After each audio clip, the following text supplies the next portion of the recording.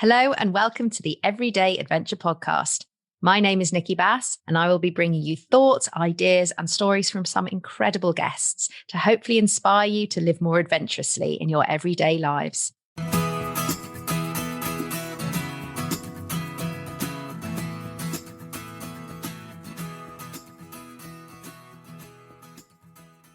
So I actually can't believe that we've made it to episode 10 of season 6. This is the final episode of the season. I know this season's taking slightly longer than I anticipated, but in some ways that's been a really lovely process, because what it's meant is that as the season's evolved, I always have a few slots where I'm not quite sure the shape the season's going to take, and I have people obviously in mind that I really want to speak to, but often they're busy doing something amazing and adventurous at the time, as is with the case for this final episode of the season. So today I'm absolutely thrilled to welcome to the show Nikki Love.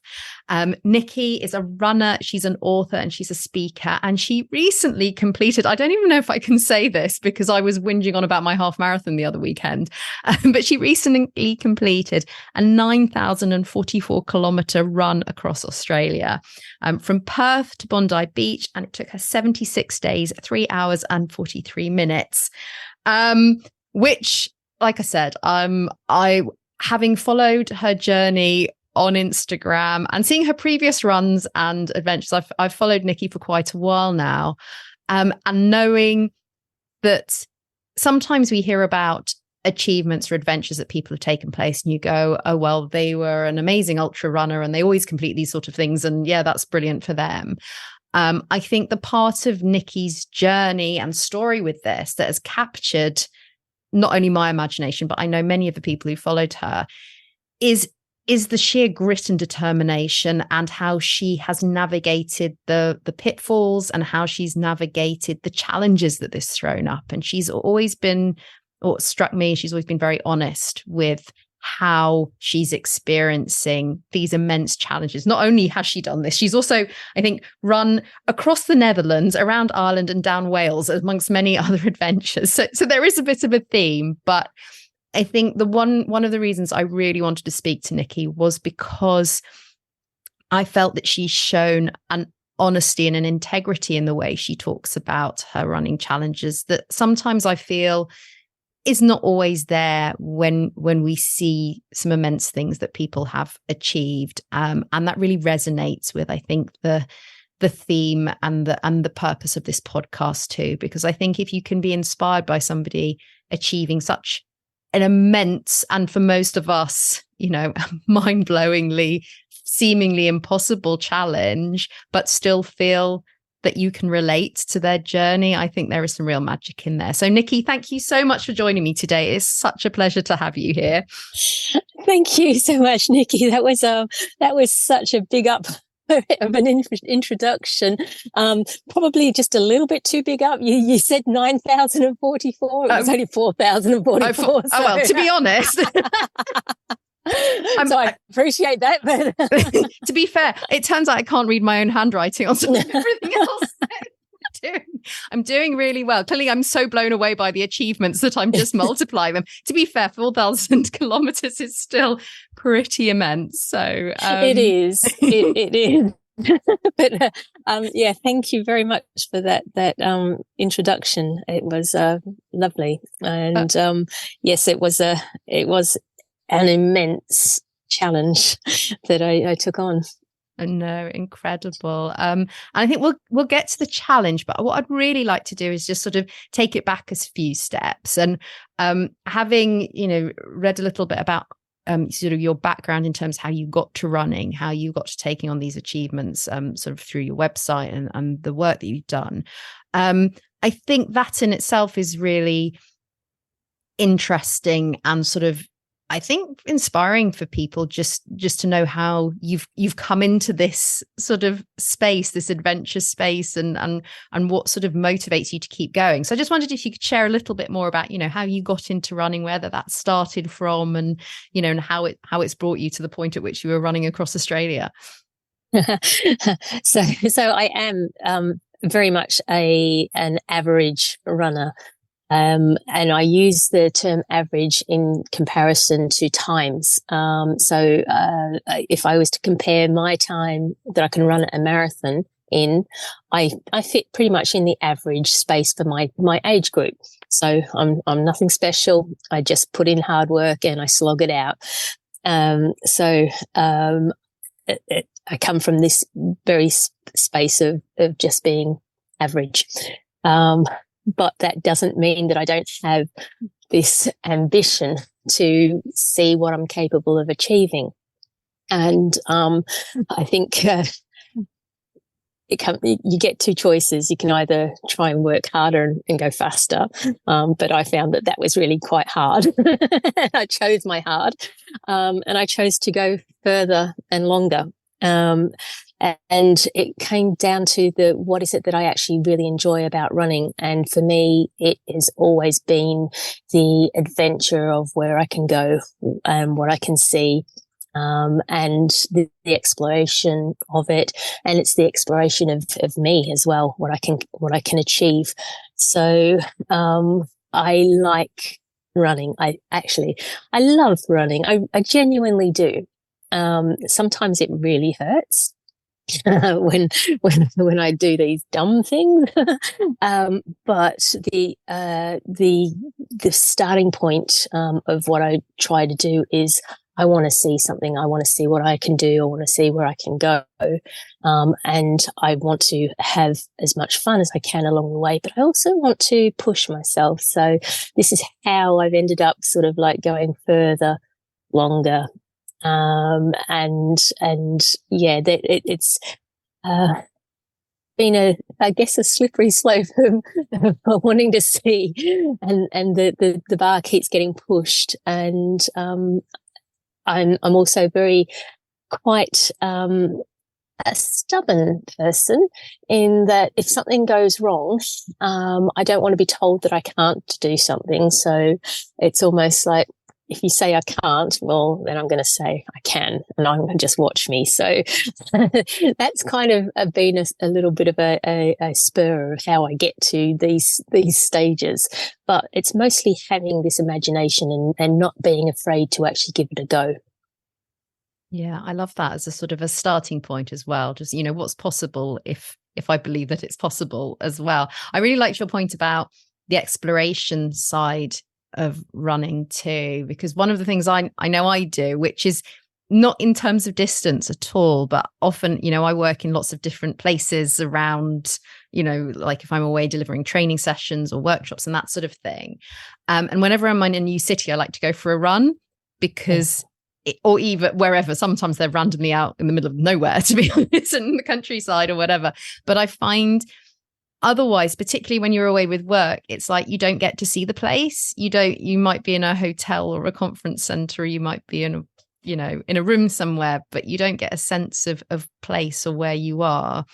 And for me, that there's such a joy in that exploration of running around a new city. And it's not about the distance I've traveled, and it's not about the pace or whatever. It's like, oh, wonder what's down here. Oh, look, I'd always try and find my way to a park and then sort of start from there and see where else takes. But I really relate to this idea of actually it's a way of seeing places and experiencing places in a different way. I was very lucky. I learnt that very early on. So I would run around at home when I started. So I started as a teenager at high school, and I was encouraged to go a little bit further. My dad said, go and try this route, go and try this route. So he really did encourage that. Go off on your own, and you can do this. And then at age 21. I went and backpacked around the world, and the easiest thing to take along when you're living in a backpack is a pair of trainers. And so I would run at the town cities that I was traveling, and that gave me that extra opportunity to go and explore. Mm-hmm. So it's always been that thing that I do, and it has. My trainers and my feet have gone around the world, and that was sort of that learning curve of actually you can do this sort of stuff. That was it was a good building block of confidence, and also the curiosity to keep pushing and keep finding what you're capable of doing.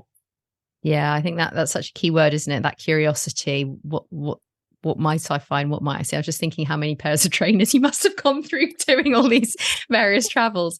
So, I mean, it's one thing, obviously, to explore even a country like Wales or Ireland or across the Netherlands. It's another to go all the way across Australia. I mean, I've been across Australia on a plane, and that felt like a pretty long time, especially with 2 young children, I might add.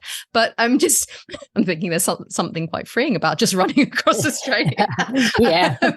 But I was just wondering, you know, where did the seed of that idea come from? And just I wondered if you sort of could just break down a little bit how you got to the point at which you were on that starting line.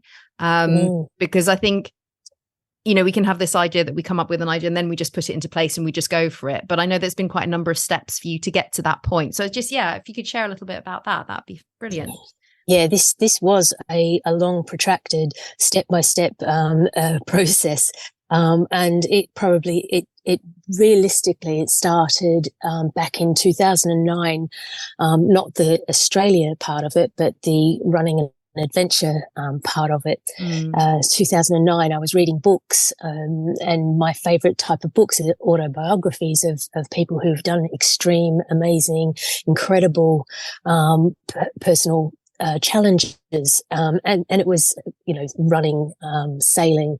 It was across a lot of genres, but I particularly liked the running ones because I was like, I'm a runner, I could do this. Maybe I could do this, and thankfully I'd had that thought process of maybe I can, rather than reading something and going, I can never do that. So I don't know where that came from, but I'm glad that I've got it.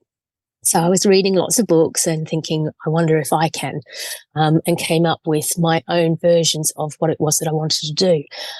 In 2010, I ran 7 marathons in 7 days. That was an adventure that started bigger, and I made it smaller because I'd never tried anything like that before. So I'd originally wanted to run 50 marathons in 50 days from a book that I'd read.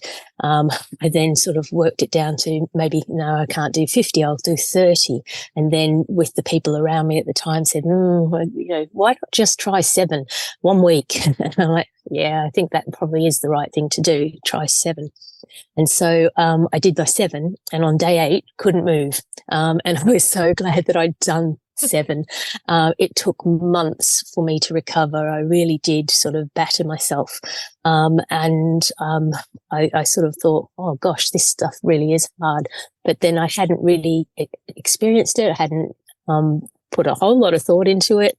And I came away with the thought process, well, I've learned something. I want to improve on that. The consensus around me was, you learned something, but you were rubbish at it. Don't do it again.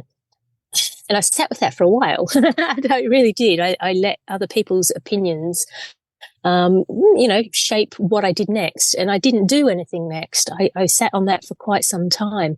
And it was in 2013 that I watched this bloke. I got told about this bloke who was running across Australia. He was an English bloke.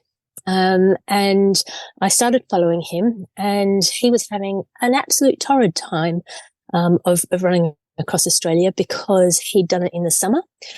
So number one mistake. Even I could have told him that.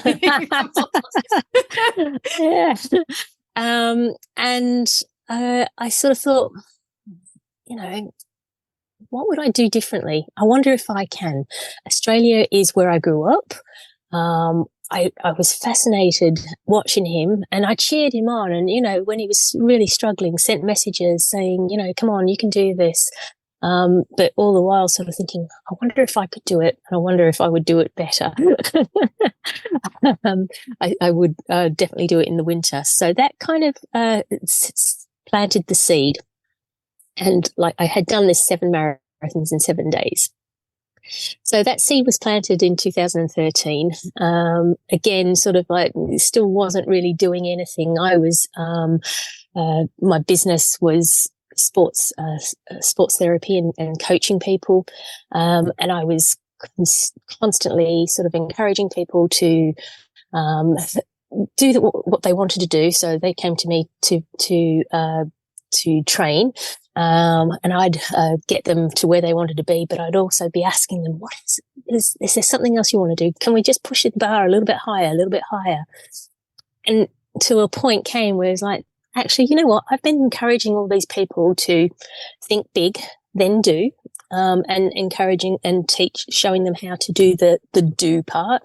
And I had these goals in my head and I wasn't following them through. I'd left them sort of aside. So sort of came back to this idea, you know what? I did this 7 marathons in 7 days.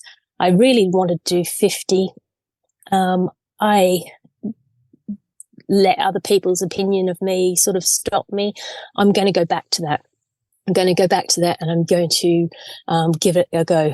At that point, my 50 marathons, actually, I looked up did a bit of research and found out that if I did 60, the world record was 60 marathons in 60 days by a woman. And I thought, well, if I'm going for 50, I can't get to 50 and not try for the 60. So, 50, 60 sounds the same. I'll go for the 60 and then I can't stop at 60. So I'm going to have to work out my own version of that. So I chose 63, which is basically a nice round figure of 9 weeks on the road. 9 sevens are 63. That's more than 60. Simple maths. I love maths. I do maths when I run. So that was my target. And I did my 63 marathons in 63 days throughout the UK. It went much better than the 7 marathons in 7 days, even though it was further, because I'd learnt and I'd implemented, and it was hard. But, I came at it with experience and then sort of went again. And I guess you go fast forward from there is, all right, well, I can do this. So what was next? Okay, yeah, that was Australia. What can I do? How do I get to Australia?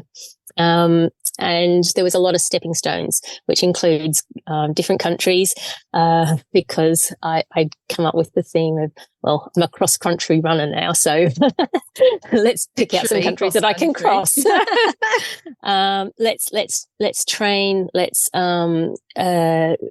put into practice the things that I learned in the 63, because I learned a lot in those as well, and keep going until I get to Australia. And that didn't go smoothly. Getting to Australia, getting to that starting line, it was my 3rd attempt. First one was simply I didn't have the money to do it. The second one was COVID. And then the third one was coming from a place of I had gone through over this time period perimenopause. I'm still in perimenopause, and things were changing in me, changing my body. And 2 years ago, I ended up with a stress fracture in my pelvis, and pretty serious sort of position to get a stress fracture. And it meant that I had to reassess what I was doing with myself going through perimenopause, how I was going to keep doing this thing that I loved, keep my focus on how to get to Australia. And it was not easy, but there was a thing that happened is that the medical profession that I through the NHS sort of said, well, I think you should downgrade your ambition here. You're probably not going to do Australia. I'm like, no, don't tell me that. So don't downgrade your ambition. Upgrade your conviction. So that sort of thought process of like, okay, I'm older, but I've learnt a lot. I still want to do this thing. How do I do it? And that was the process for the last 2 years until I finally got around that start line. It was just like, oh my gosh, I'm here. Oh my goodness. And I guess I'm just wondering, from when you were saying that, when you got to the start line, I mean, obviously there must have been, I can't imagine, there must have been so many different emotions that you were sort of encountering. And at the same time, you're sort of like, right, it's just plodding, sort of get going, put one foot in front of the other. But was there something that you felt was sort of quantifiably different at that point when you started, that you felt that had changed either your belief that this time would be different, or that had given you a sort of a different sense in about how you approach things? Or did it just feel actually this is a result of, like you said, a number of stages to get there? I think I had changed in that I was okay with doing my best, and as much as I didn't want to fail, I knew that there was a chance because I'd failed a couple of other things leading up to this point. I hadn't self-combusted or imploded in failing, and it wasn't my first option. I was not going to sort of let anything sort of simple get in my way. If I was tired, that wasn't a good enough excuse. But I knew that it was a possibility, but I was going to be there doing my best. And that fear it was there, but I'd learned to walk alongside it, run with it. Yeah, I think that had changed, and that was a good thing of just being okay with my best is my best, and it is good enough. That's so interesting. Yeah, it sounds like even sort of that sort of allowing for that possibility of failure actually is something that's pretty freeing, in that it unlocks the possibility. I suppose it unlocks being able to try. Yeah. So I think that's probably the biggest change. I will say that, along the last 2 years, my body shape changed. That was a little hard to deal with. But again, it was, okay, I'm not here because of the way I look. I'm here because I've trained, and I'm going to work through this. And I know what my body, I think I know what my body's capable of. Let's see what we can do together. And yeah, so that was another thing. Being somebody who worked in the fitness industry all her life, the looks had played a part. And when I didn't look specifically like other people, other runners, it was no longer an issue for me. It was, okay, what am I capable of? And again, that was, I think that was freeing. And but I also hoped that was something that other people picked up, was that, I am 56. I am perimenopausal. I don't have a great running style, but I'm going to trust that I've worked really hard. I'm going to give this my best go. And yeah, there was a lot of little hiccups along the way. Again, they were okay, and it's good to share these things because it wasn't easy. But doing things that are not easy are worth doing. No, I couldn't agree more. And I think I was just thinking about that point you're making about, I think it's really important to raise the point that you do about how our perceptions of how we should be showing up, how we should look, what somebody who does this thing looks like and should look like, and is therefore deemed worthy of doing it before they've even done anything. And I think certainly I know it's something that a huge amount of women wrestle with at all stages, even but certainly as you get older, it becomes, it also can become the sort of the elephant in the room that we don't talk about. Like, actually, you're either supposed to grow old gracefully and accept all of these changes and just go, but it's so beautiful that you're just changing. And, this is a lovely stage of life and all the rest of it. And you're either supposed to be deeply grateful and accepting, or you have to work at all the paces to try and push back those changes. And I think there doesn't seem to be much space for that middle ground of going, actually, you know what, a lot, and and it's something I know I've discussed with friends as well. Actually, it's pretty shit sometimes, excuse my language, when you feel your body changing, when you notice things that you used to be able to do easily suddenly become less easy, or you find that your recovery time, for example. I know this is something that I've wrestled with. Like, you'll go and do something, you're like, look at me doing all the things. You're like, oh my gosh, I need to go and sleep for a month and a half as a result of it.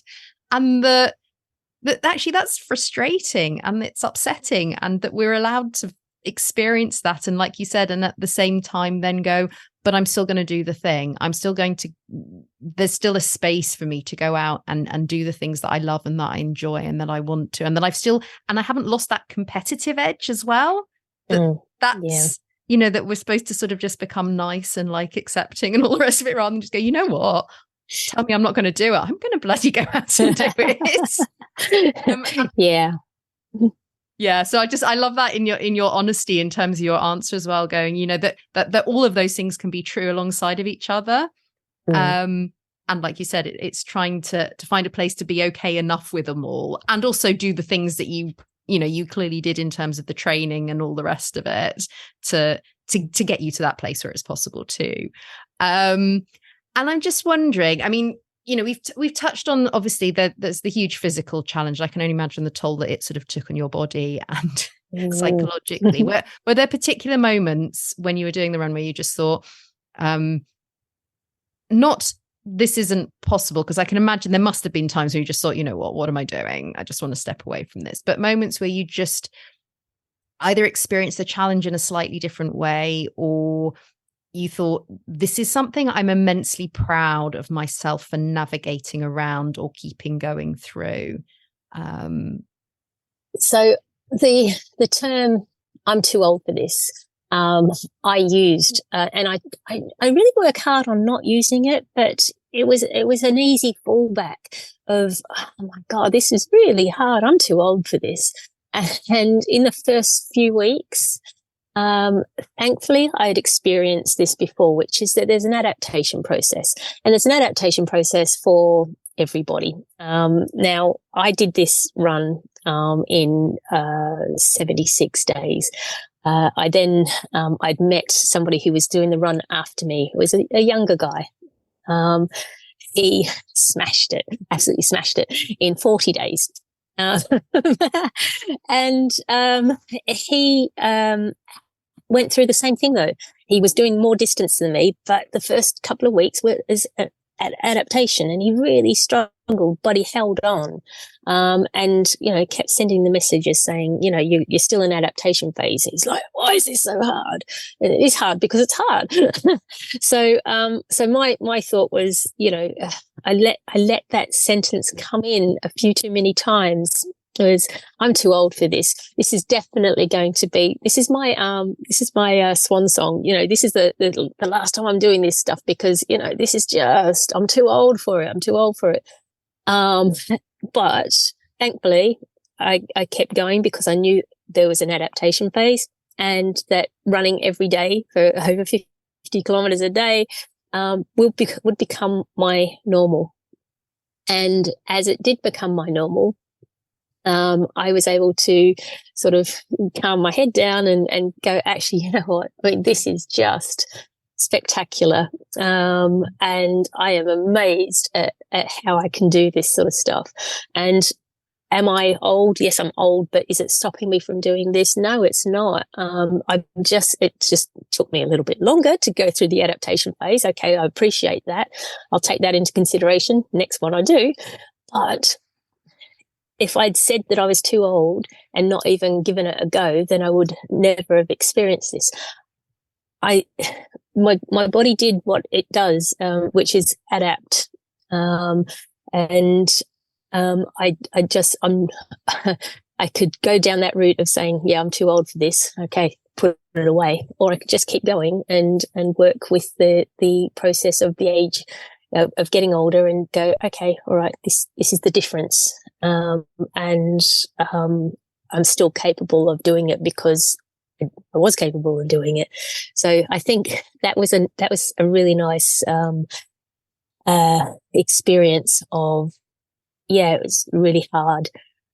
But I hung in there, and it eventually became not easy because it wasn't easy right up to the very last step.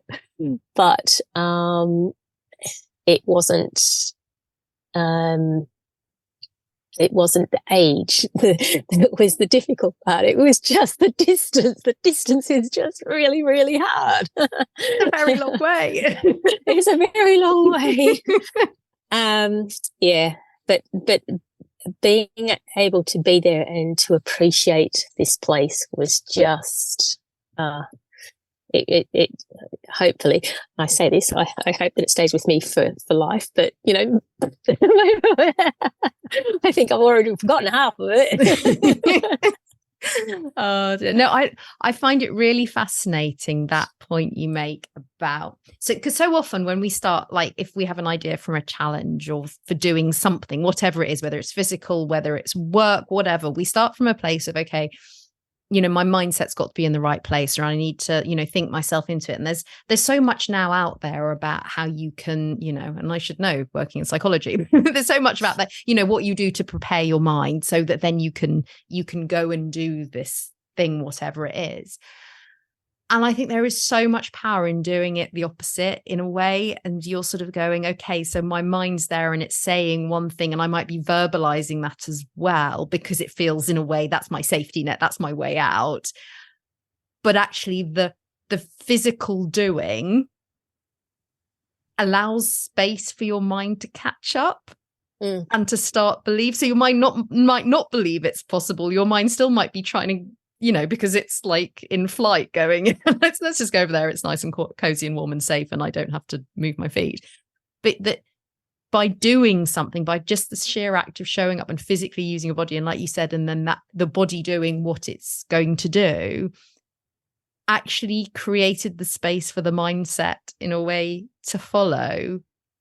Just I find that interaction, because we treat these as separate things. We are like, this is our mind, this is our body, this is what I believe, this is what my body can actually do. But actually that interplay and that interrelationship between what we need at that moment to be able to rely on it, and just sometimes, and I know, you know, I'm just thinking back, even if I'm going on like a, you know, a short run, it might be like a 5K run down along the beach or something, and I'm not feeling it.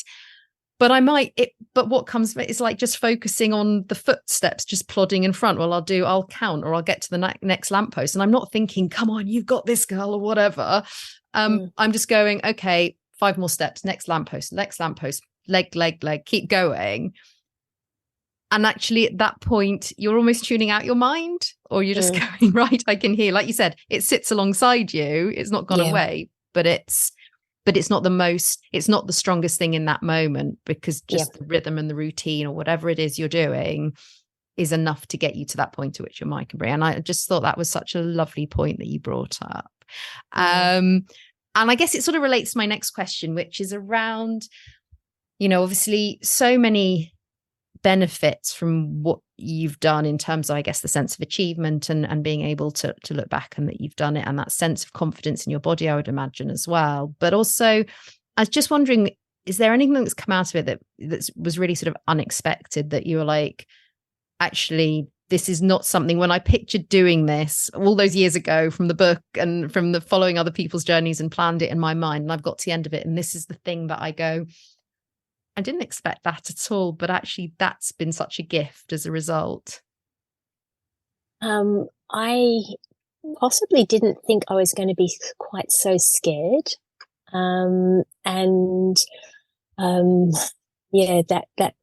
there was a fear that I started the day off every day. even though I was scared, I was still able to get up and put myself outside and take on the day. And some of it was mental, some of it was physical. The traffic was physical.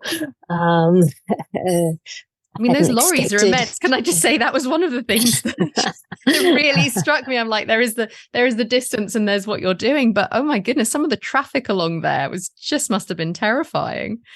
The traffic was really it was intense. It was more the fact that I could see where I was going, and I ran into the traffic because I felt that was safer for me.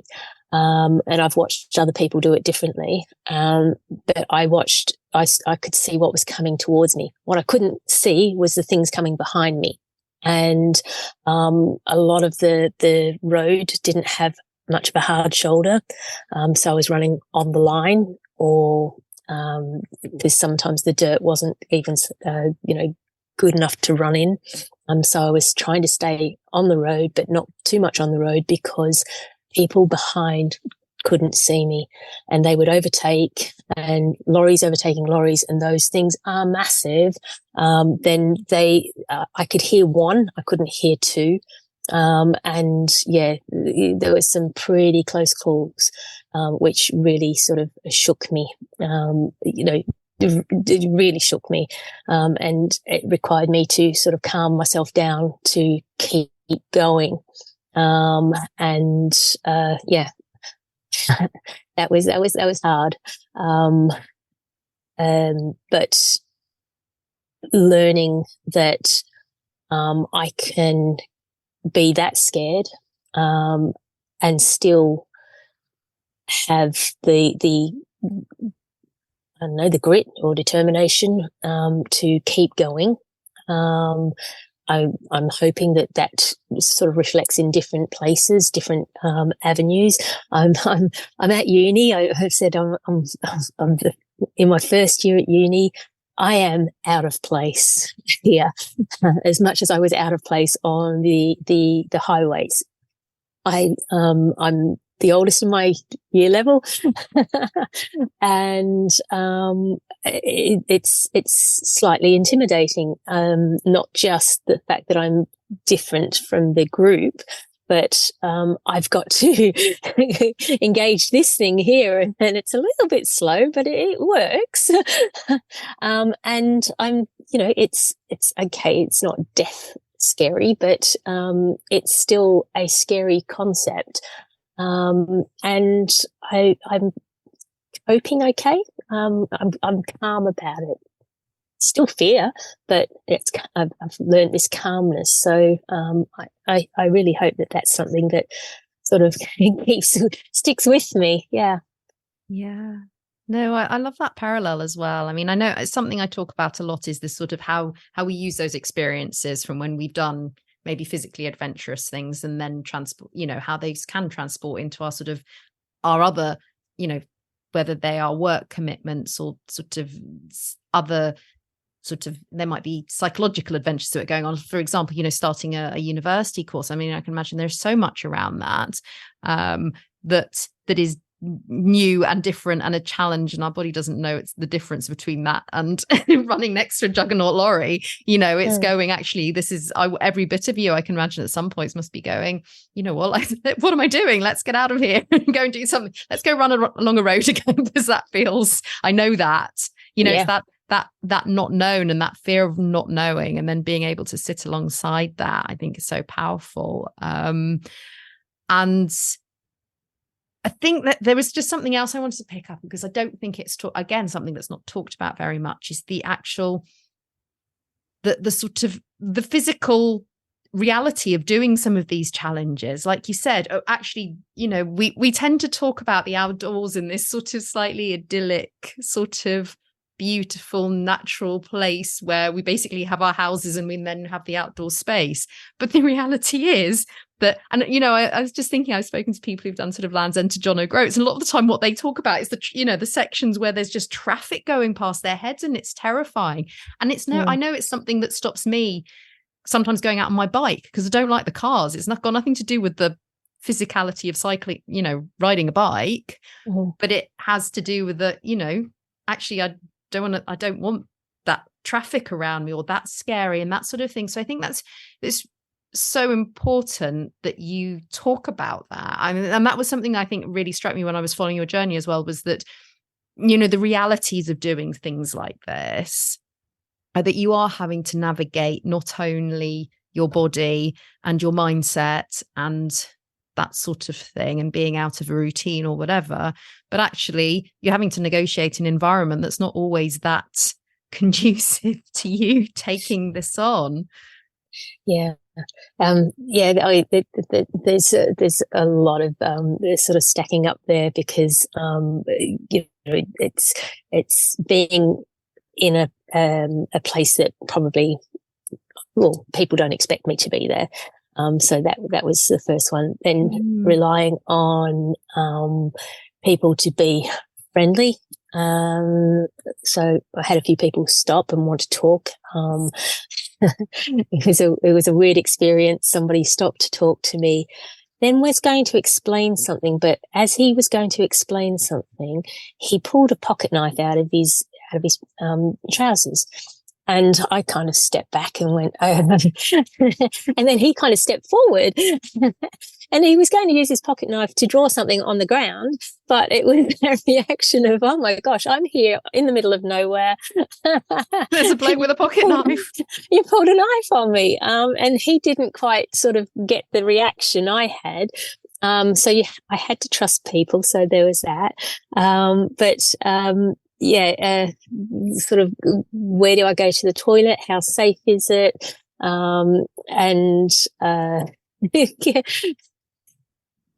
was many obstacles that I had to sort of, or practicalities of doing this thing that I had to sort of take into consideration.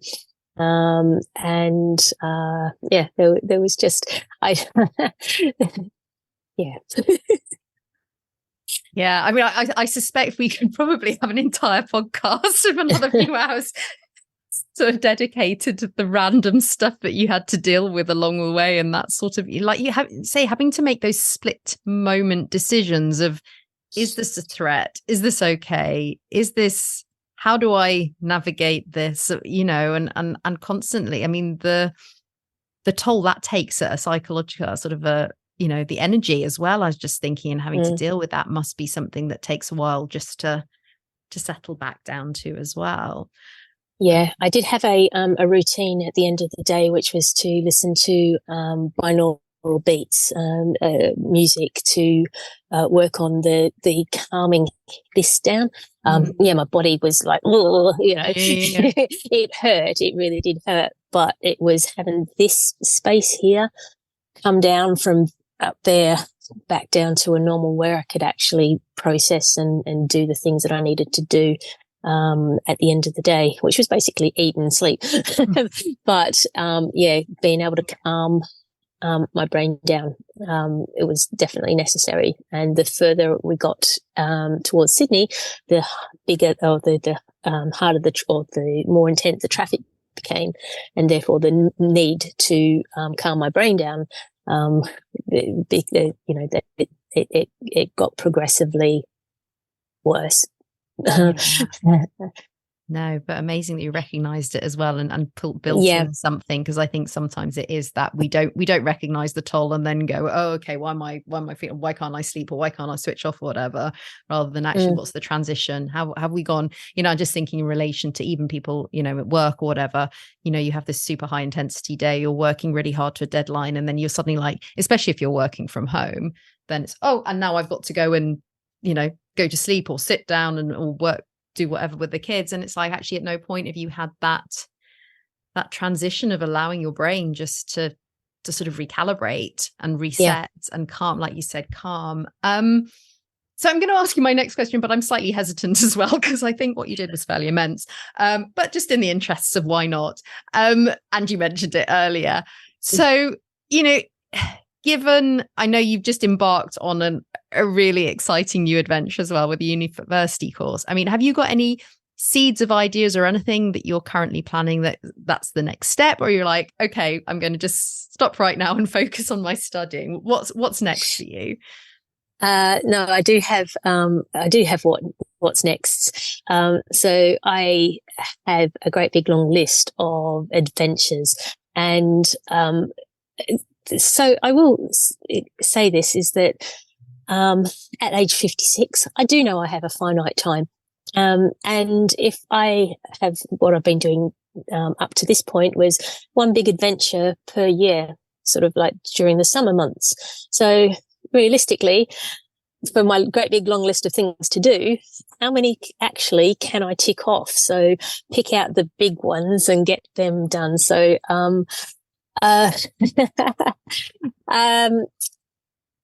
it's how do they all fit in? So, I am very lucky that as a full-time student, I have a summer holiday now. So what am I going to squeeze into my summer holidays? So that's what I'm currently working on. Whilst also working out how do I fund these things, because that's just yet another complexity to these things. So I'm still tossing it up. I really would. The thing that was next was America. That had always been in my head, and along my plans. One of the things I did use was that if I had an idea, so the 63 marathons was big, hard, crazy, scary. So I'd already attached Australia to the back of that, thinking, well, it's going to be a training run for Australia. So the back of Australia was, I'm going to try and do America. So yeah, I put something a little bit further that was probably a little bit harder, to make the one that I was currently in seem simple and easy. It's so easy now. Yeah. It's all relative in the end. It is all relative. So the reason behind it and how it looks, I'm still working on, because things change. And now that I've done Australia, I want the next thing to be, it look different, has a different purpose to it. So even though I'm saying America, what it looks like is still in the plans. So, but I will do still forming, but I do, have a UK one that I've got in my head, and I'm sort of looking at the moment. So I don't know. Yeah, I still have to, like I say, it all has to sort of fit in with everything else that's going on. But, there are plans. There are ideas. There are ideas. But it's also that, okay, so how do I tick off the big ones? Because there is a finite time. And I don't want to stop adventuring. I just know that they will look different as I get older. I'm hoping that, I'm running at 70 and 80. But I don't expect to be that intense at that age, but it'll be a different version. And I'm okay with that. Yeah. And I think there's something quite powerful, isn't there, about using that knowledge and going, you know what, that can be quite galvanizing as well, in the sense that, I think when we're younger, it feels like there's endless time, and that, I'll do that next year, or I'll do that, in a few years' time or whatever. And it's sort of, time has a slightly, the meaning of time feels different, I think. And then I think as obviously the years go by, it becomes okay. So there is a recognition that, and I obviously, I've got sort of parents that are getting older and that sort of things, of just going, okay, things are still absolutely possible. And, you can't, it's not that you have to just go, right, well, I'm going to stop doing the stuff that I love, but that like you said before, that there has to be some form of adaptation to account for that. But at the same time, whilst I still can do those things in this way, that motivates me to go, right, come on, get on with it. Yeah. And go enjoy. And I think that's really exciting in lots of ways too. So if there's anybody out there who's listening to this and thinks either they want to run across Australia or some other, country, continent, whatever, or they'd just like to start going with park run or something like that, or try their own version of an adventure that might not even be physical, that might be psychological. What's the one piece of advice that you would give them? Look at what other people are doing, but don't be put off by what other people are doing. Have that thought process of, I wonder what I can do, and throw it around, but don't let people tell you that in their belief you're not capable of doing these things. Trust yourself, back yourself, because people will tell you what they think you can do. And if you let that happen, it can hold you back. Trust yourself, back yourself, and give something a go. Don't worry too much about failing. Love give it a go. I reckon that's probably the shortest answer anyone's ever given me on that. So, and I think, so it's interesting, isn't it? Because it's come up a few times in different ways when I've spoken to other guests, this point about, having people in your corner who support you, but also that there are always going to be people out there who, for whatever reason, and usually it's nothing to do with you at all, feel that something, you in a way become emblematic of their own struggle or their own questions about themselves. But it's hard sometimes to separate yourself from that when you're the one on the receiving end, or if you're already feeling like, I don't know if this is possible or if this is believable, and then it sort of reinforces it.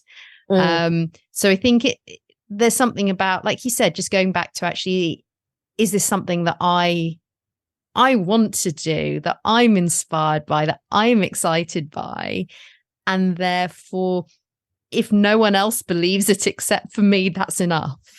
Absolutely. That's okay. It is okay. And I really love that. Nikki, that has been absolutely wonderful. Thank you so much. If people want to find out more about you, your adventures, what you're doing, where can they go? A couple of places. My website, I am trying very hard to write blogs on a weekly basis, but it's not happening, but I'm still persevering. So, my website has my blogs, my thoughts, and my going to university experience, what I'm learning. And on social media, Instagram and Facebook is sort of the day-to-day realities of what I do and how I get through it. Brilliant. And what we'll do is we'll pop all of those links in the show notes for you, so that people can go and find you and follow you, and hopefully see all your adventures to come as well. It's been such a pleasure speaking to you. I really genuinely could have kept this going for ages. There's so much more I want to know, but in the interest of getting your afternoon back, and letting you get on with uni as well, I shall let you go. But thank you so much, Nikki. Thank you also for finishing off season 6 for us. It's been such a pleasure speaking to you, and I wish you all the very best with your uni adventures and your physical adventures and your running adventures coming up too. Oh, that's very much appreciated. Thank you. So a huge thank you to Nikki for agreeing to come and talk to me for such a fascinating conversation, and for being my final guest of season 6. I don't quite believe that that's happened.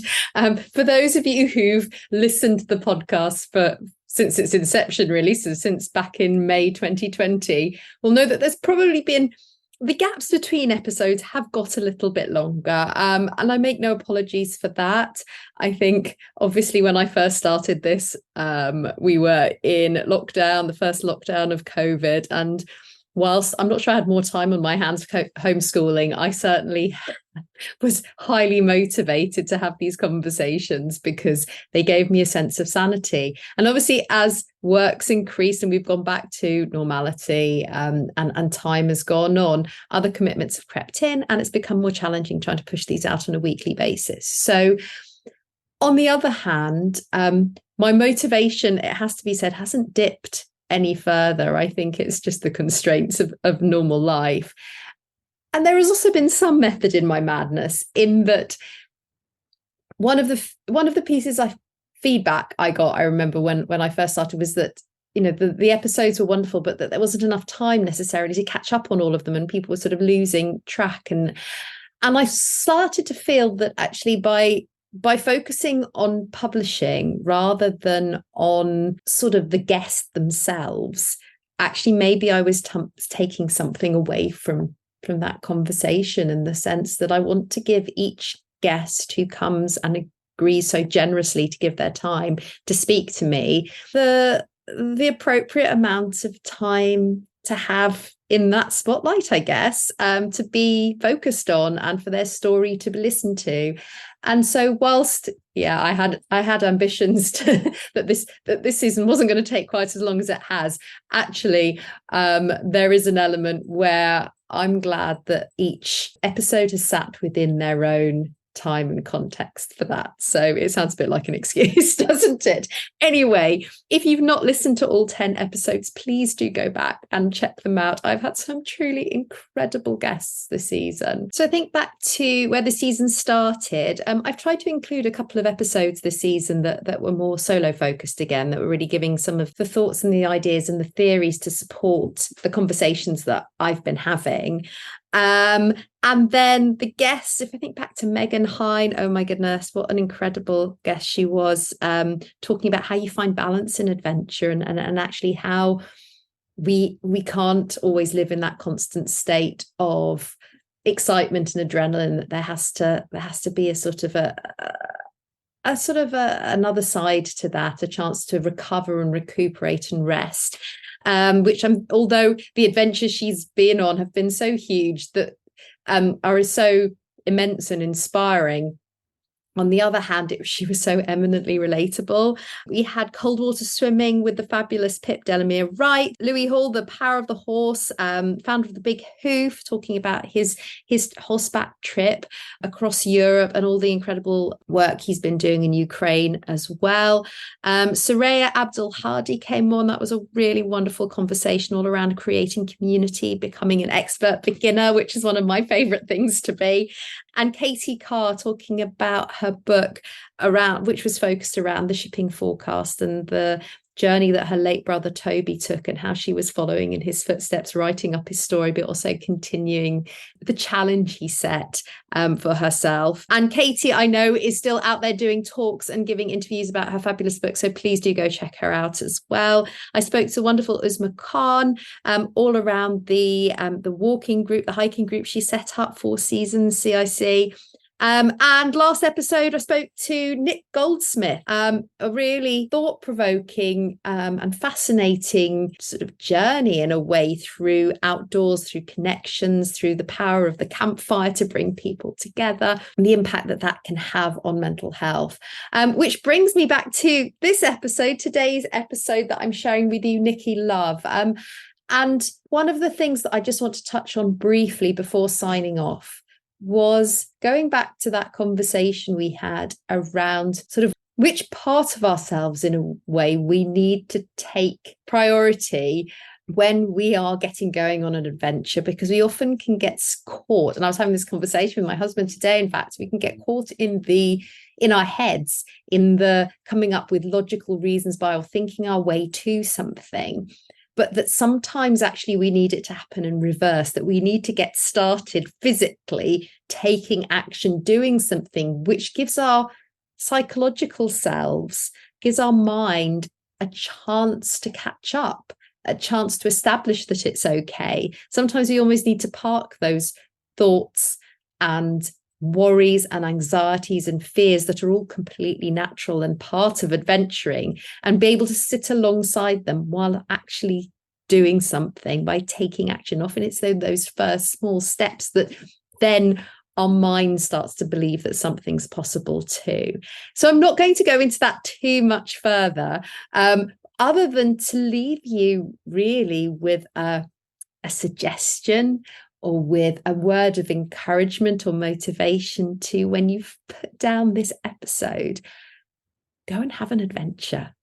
think about what is the closest possible adventure that you could have that is really difficult to wiggle out of, that you can't start finding excuses why you're not doing it, and go and do it. Go and do it today, go and do it later. If you're listening to this at late at night, maybe go and do it first thing in the morning, but go and do it and give your brain a chance to catch up for once, rather than having to do all the work in the first place.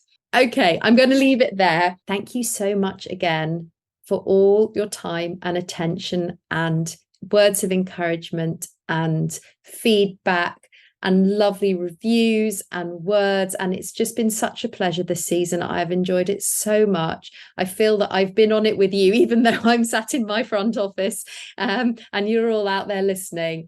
I am so incredibly excited for season 7. I promise it's not going to be that long until it drops. We're hoping, we're looking at early 2024. So please do keep your eyes and ears peeled for more information. If you want to keep up, if you want to get be in the know as when it's going to drop and when those first episodes are out.